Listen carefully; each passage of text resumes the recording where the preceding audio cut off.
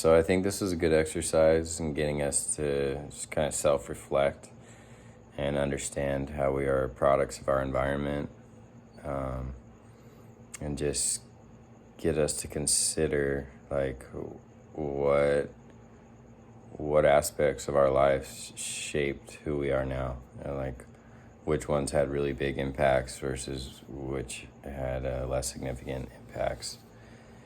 Um, like I like to surf, I like to skateboard, and those both seem very much like Southern California activities. Like for sure surfing, there's only so many places in the country where you can surf, but like even skateboarding is part of the culture in Southern California. And while I may have ended up skateboarding if I'd grown up in another part of the country, it seems more likely to happen in Southern California. Additionally, like I got to thinking about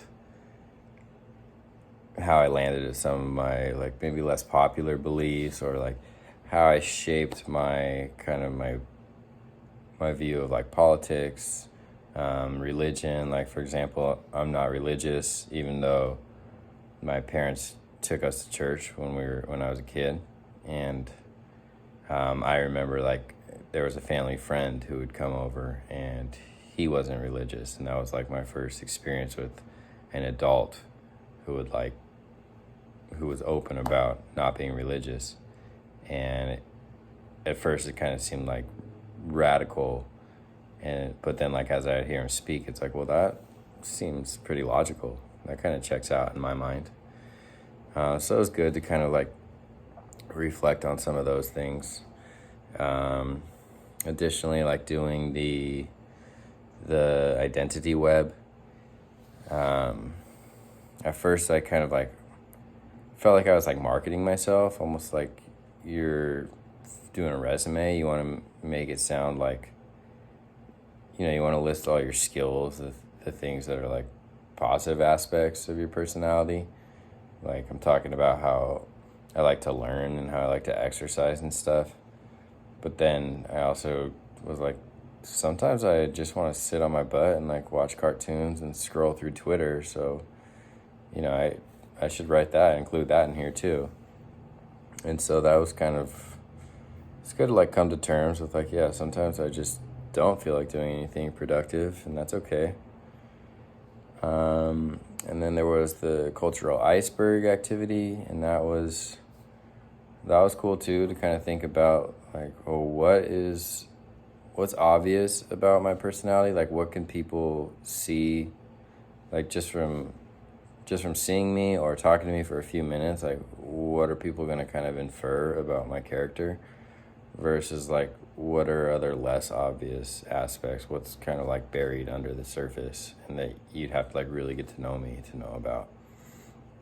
It's kind of interesting, like determining which aspects go above the water level and which ones go below the water level.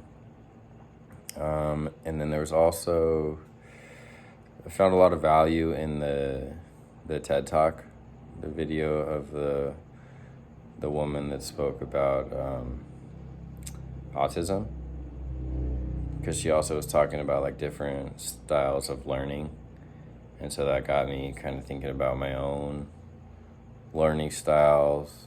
And it's interesting because you kind of think of like people always excel in certain subjects and then they don't do nearly as well in other subjects.